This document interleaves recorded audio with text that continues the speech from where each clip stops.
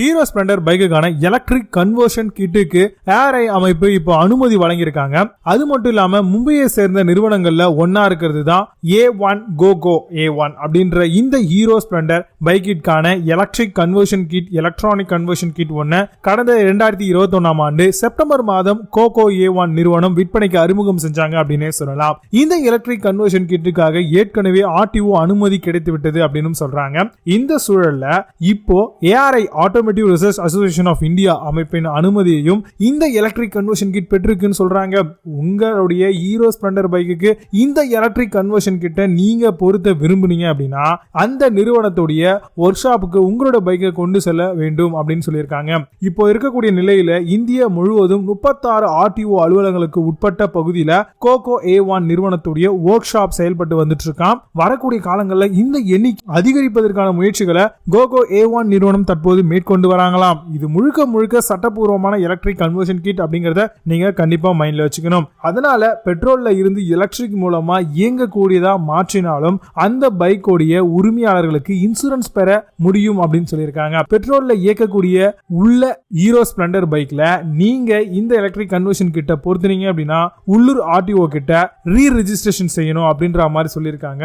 மறுபதிவு செய்யறதுனால உங்களுடைய பைக்கின் பதிவு எண் மாறவே மாறாதான். பழைய நம்பர் என்ன வச்சிருக்கீங்களோ அது அப்படியே இருக்கும். ஆனா புதுசா பச்சை கலர்ல இருக்கக்கூடிய கிரீன் கலர் நம்பர் போர்டு உங்களுக்கு கொடுப்பாங்க. அது மட்டும் இல்லாம வரக்கூடிய காலங்களில் இது மாதிரியான எலக்ட்ரிக் கன்வர்ஷன் கிட்டுகள் இந்தியா மக்களிடையே வெகுவா பிரபலமாகும் அப்படின்னு எதிர்பார்க்கிறோம். ஏன்னு கேட்டீங்கன்னா இந்தியாவில் இப்போ பெட்ரோல் டீசல் வாகனங்களுடைய பயன்பாட்டை குறைக்கக்கூடிய முயற்சிகள் மேற்கொள்ளப்பட்டு வந்துட்டே இருக்கு. அதுக்கு பதிலாக எலக்ட்ரிக் வாகனங்களுடைய பயன்பாட்டை ஊக்குவிக்கப்படுகிறது.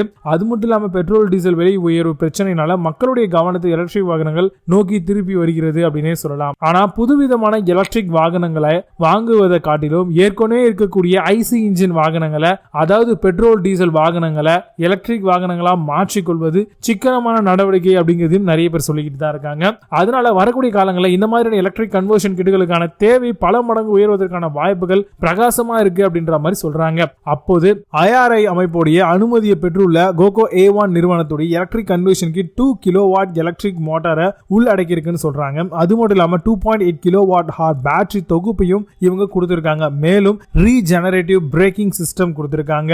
ஆனா ஹீரோ ஸ்ப்ளெண்டர் பைக்குக்கு மட்டுமே இந்த எலக்ட்ரிக் கன்வர்ஷன் கிட் அனுமதிக்கப்பட்டிருக்கின்றதையும் மைண்ட்ல வச்சுக்கணும். பழைய ஹீரோ ஸ்ப்ளெண்டர் பைக்குகளை கூட எலக்ட்ரிக் பைக்கா மாற்றிக் கொள்ளலாம் அப்படின்னு சொல்றாங்க. அதாவது 1997 மாடல் இயர்ல இருந்து இந்த ஹீரோ ஸ்ப்ளெண்டர் பைக்கை எப்போது வேண்டுமானாலும் எலக்ட்ரிக் பைக்கா மாற்ற முடியுமாம். ரொம்பவே நல்ல விஷயங்க இது. பேட்டரி இல்லாம இந்த எலக்ட்ரிக் கன்வர்ஷன் கிட்டோட விலை பாத்தீங்கன்னா 35,000 ரூபாயா நிர்ணயிச்சிருக்காங்க.